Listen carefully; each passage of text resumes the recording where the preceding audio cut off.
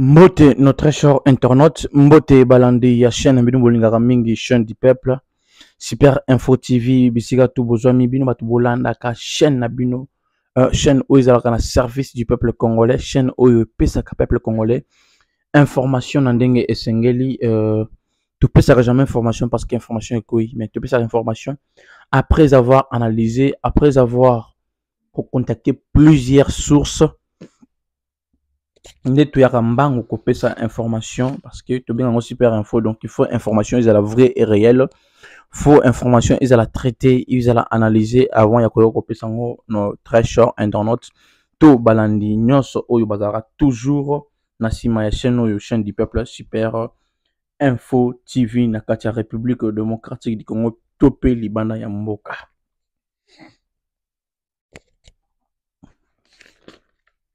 Isa pasi mingi komona makambo yali kolekana na kati ya est de la République démocratique du Congo, précisément na kati ya Goma.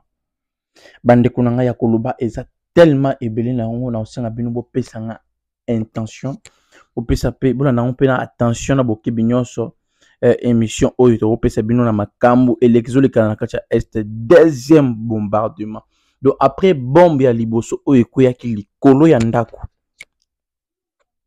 babwaki lisusu deuxième bombe na kati ya Goma. Bandeko na ngai Goma oyo batobi ke soki kaka batendre Goma bapoda bandida ko atteindre Goma 4 localités Buremana eza na kati ya mboko ya ba M23, Karuba na Shisha eza na kati ya maboko ba M23, donc Buremana, Karuba, Shisha tombé ba localité oyo eza koleka Sake. Or tobi ke Sake eza dernier grand territoire avant Yokoma Goma. Mais bango da baleki Sake, bazana kati Sake mais bakomi pembeni ya Goma. Voilà pourquoi ba lancer des bombes, bombe ya liboso ko yaki lobi alimi balé ko lisusu lobi wana kaka. Donc des bombes batine na kati ya est, mais avant to kota na kati ya mozuno na kati ya profondeur ya ba makambo oyo ya guerre ezolukele na kati ya mboka na biso na osenga bino bo s'abonner vraiment massivement, bo s'abonner vraiment massivement, bo s'abonner vraiment massivement na kati ya chaîne bino bolingaka mingi Super Info TV. Na osenga na Kongomani nyonso o azuli baku malamu ya kolanda chaîne o Super Info TV, bo s'abonner vraiment très massivement na kati ya chaîne bino bolingaka mingi soki zambana liboso pe bato tu ba s'abonner na osenga bino bo allumer cloche de notification pour bo rater bien information boye, bo rater ba news ya boye, bozo kango à temps réel, bozo ba news ya boye à temps réel na temps oyo esengeli bandeko na ngai ya Super Info TV. Pe na kobanda na oza jamais ingrat na kobanda émission sans ko remercier ba tutu ba soutenir biso. Vous savez c'est pas simple. Ba to belé balanda biso, vous êtes plus de 13 500 abonnés. Mais c'est pas tous ces 13 500 abonnés qui nous soutiennent, qui nous aident. Il y a comment sa chaîne, il y a reçu matériel à Sika pour na opérer une information, tu as rebond sa chaîne. Il y a ces gens-là au bazar Rawana, basunga biso, to ko bana jamais information oyo sans ko remercier bango car c'est pas la moindre des choses bande ko ngai. Merci bisika tu bozwami na kacha Luanda, na kacha Congo, na poto partout. Notre sur la chaîne au Super Info TV atana $1 na bino pour chaîne et avancer. Topé Sibino, vraiment merci. Bato pe bazana volontaire sur na biso me makugina ya monanité. Potike tenzambe apambola misana na bino makoki epé samela bino pona songa chaîne bande ko na ngai. Tokoti mbala moko na kati ya makamoto lobela awa Goma en fait congolais. Goma epeli moto bande ko na ngai. Eza azarte, eza buzobate, eza eloko oyo information ya kolokota te, eza information qui est vrai. Goma na maboko oyo eza donc tokoloba Goma na mincho eza 40% tombé na maboko ya banguna ya ba M23. La population eza na kati ya tourment, la population ya Goma baza na kati ya peur, na kati ya kubanga. La population ya Goma bazolila. On a eu à prendre un intervenant na kati ya Goma à lobby to makam oyo à lobby to koloba na kati ya mission oyo. Tout ce qui se passe à Goma to koloba kati na mission. Mais boye ba déjà que non bombe betamika moko te mais topé une information que deuxième bombe et tu beta na kati ya Goma. Et donc banguna oyo ba M23 cible na bango eza Goma parce que le seul but au bazo bundela eza dialogue entre bango ba M23 na gouvernement congolaise. Donc bitumba na bango na mincho eza yangwana bakende na dialogue. Donc biso gouvernement congolaise et dialoguer na ba rebelle. Vous imaginez bandeko na ngai. Et voilà pourquoi grande ville au bango fa bakanga eza Goma parce que so bakangi Goma bakangi est mobimba. Et puis bazala pembeni ya kokanga Goma. Bazala pembeni ya kokanga Goma pour daba lekisaki. Donc dernière c'est que ça le roi il y a territoire même tout il y a le roi dernière barrière pour na kokota Goma. Et puis ba alerter déjà biso. Baki des bombes o ikwe na mitu ikwe ndikola bandaku ya ba peuple congolais na kati ya Goma. Et puis ba bombe wana euti na kati ya Mushaki. Ba bombe nyonso mbale ekwe likolo ya bandaku ya ba Kongomani. Ya on toujours senga na gouvernement na biso, il faut beau réagir. Il faut beau agir, mais ça fait plus mal. Et là, on est ça la passe. Et on est ça biso. Et là, on est ça biso soni. Comment ne pas trouver des stratégies? Comment ne pas toujours agir en avance?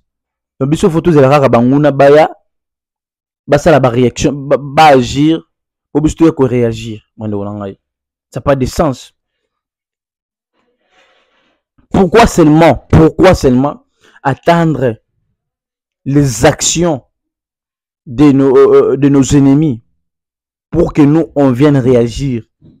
Pour biso ya kana réaction non. Biso faut trouver ba stratégie ou ya ko récupérer mboko na biso mobima na mboko banguna. Est-ce que on se pose des questions? Est-ce que comme président na biso azana ba conseiller na matière ya guerre? Parce que ce qui se passe dans l'Est de la République démocratique du Congo, c'est la guerre. C'est une guerre connue depuis des années. Bunaga n'est pas mboka bangona pendant combien d'années? On a perdu plus de 20 millions de personnes dans l'Est. Le gouvernement n'est pas au courant. Est-ce que le président Nabiso azana conseiller en matière en guerre? Parce que étant président, vous avez Congolais, vous avez s'il vous plaît, vous avez conseiller en matière ya économie, en matière ya électricité, en matière tout, vous avez conseiller. Est-ce que notre président a une bonne équipe, a une bonne équipe, il y a conseil, il y a guerre? Parce que ce qui se passe en Est, ils ont sonné. On s'est dit que tout ça n'a munitions. To sombi ba drone, to sombi ba minuki boye, ba hotel ba blindé, ba boye so, to former ba on est même allé plus loin pour le que non, ceux qui ba plan mususu ya mboka na biso ebongité, tout ça ceux qui ba sur quelques plans, hein, plan genre économique ou soit sanitaire tout, soit plan mususu ekoki na kovoluer c'est parce que mon konzamboka azwa kimbongo, hein. Pour te former comme une armée makasi. Combien de bataillons déjà na Katia Est? Combien de généraux changés na Katia Est? Combien de bataillons baki na Katia Est? Mais pourquoi est toujours la guerre n'arrive pas ya kosila? Pourquoi est toujours continuer à subir ba attaque ou ba frappe ya banguna? Telle place ba outil. Bunagana, Ruchuru, Kichanga, Masisi, Baye, Saki.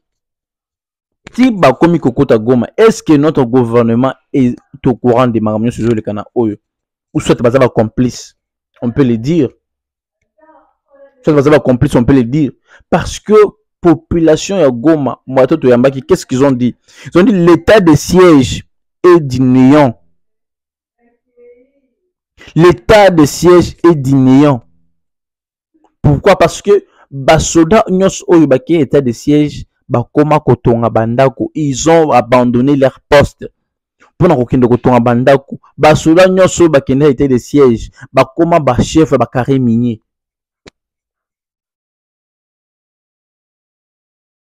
basoda nyonso oyo bakenda état de siège bakoma bachef ya bacarré minier kuna na kati ya est.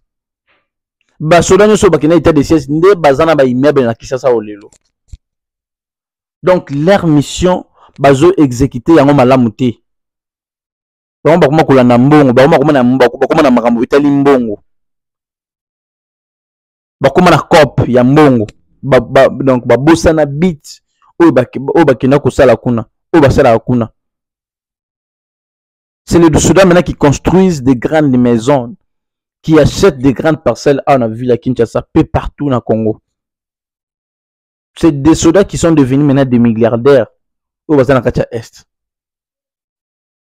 C'est des soldats qui reçoivent maintenant de l'argent pour les ministres, pour les députés. Les soldats au Bazana-Katia Est. Est-ce que notre gouvernement est au courant de tout ça? Est-ce que service à renseignement, est-ce que Congo n'a pas tout ça un service à renseignement dans le Est ou ça comme il se doit?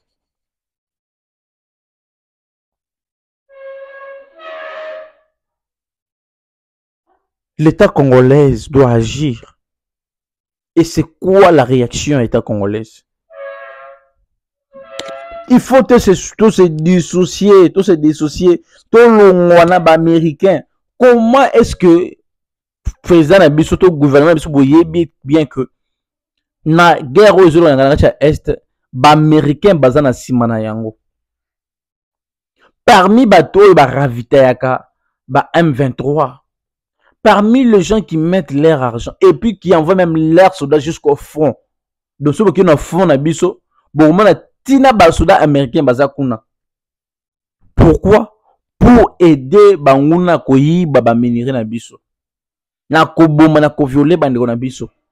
Mais vous demeurez toujours na alliance na ba américain wana.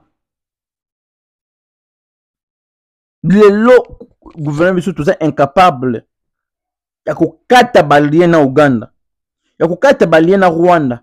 Chose grave, la guerre qui est immense na kati ya Est la République démocratique du Congo. Bato na bazo uta Rwanda bazo kota. Mais jusqu'à présent notre gouvernement incapable il y a une frontière entre RDC et Rwanda. Et ça, on ne les accuse pas d'être incapables, mais on les accuse d'être complices. C'est que l'État n'a pas bien Makambola le Canada est la République démocratique du Congo. C'est que Félix Nofani Bongo oyebi bien Makambola le Canada est la République démocratique du Congo. Parce que ce qu'on yeba qui a monté, jamais on va dire que Makambo et le Canadien ont le Canaboy. Oloba qui moins d'escarmouches et on est qui plutôt voter au cas tout soit ils ont sentiment il y a campagne c'était du moins d'escarmouches mais ça là ça devient de trop est-ce moins d'escarmouches et comme plusieurs escarmouches qui viennent faire même des morts na kati ya Mweso na kati ya Goma na ba bombardement ça bombarder des maisons. Est-ce que l'État n'a pas dit que c'est la maison où il va bombarder? Parce qu'on ne s'est pas informé pour ou pas, mais on croit bien que le gars va bombarder, c'est la boutou, il y a perte de vie. Il y a des pertes de vie. Dans l'État et Amérique, occidentaux, ils ne peuvent jamais aller opérer. Ils ne peuvent jamais attaquer des pays arabes. Ils ne peuvent jamais attaquer des pays où ils ont une alliance, tous les pays où ils ont une unité na Corée. Ils ne peuvent jamais attaquer des pays où ils ont en communion na Corée du Sud. Ils ne peuvent jamais attaquer des pays où ils ont en communion na Iran. Ils ne peuvent jamais attaquer des pays où ils ont en communion na Russie. Mais qu'est-ce que notre État congolais attend? Pour balounger la distraction États-Unis. Pour balounger la distraction français. Parce que Ouganda, Rwanda, Soudan du Sud, Kenya, États-Unis, France, Angleterre, Allemagne, Canada, Belgique, ce sont nos plus grands ennemis. Pays où la richesse, pays soutenus. Ils vivent de la richesse de la République démocratique du Congo. Puis l'État congolais est au courant de tout ce qui se passe dans l'Est. Mais quelle est votre action? Quelle est votre action, Mokonzi Mboka?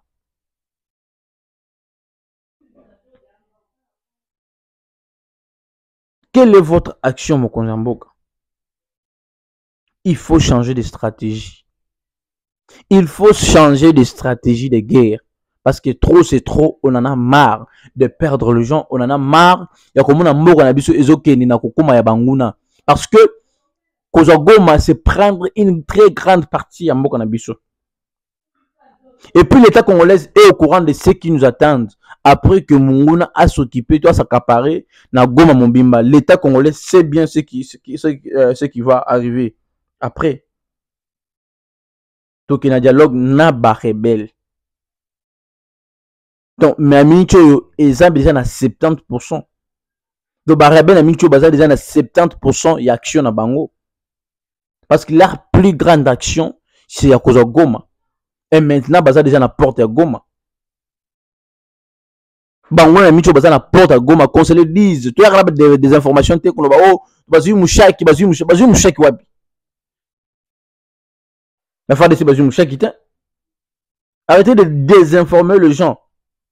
Quand ça ne va pas, il faut dire que ça ne va pas.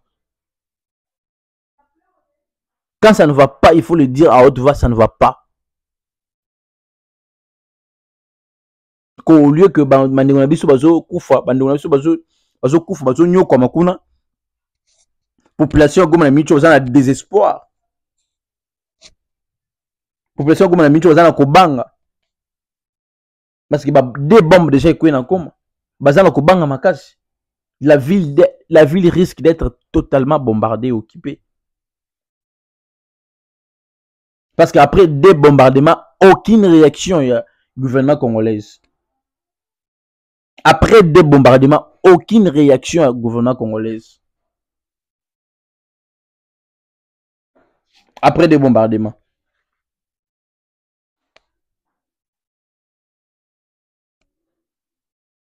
L'État n'a biso bozo zela neti nini. Bozo la nzambe auta likolo, akita na se po apesa bino makambo ofu bozo la tondenge nini.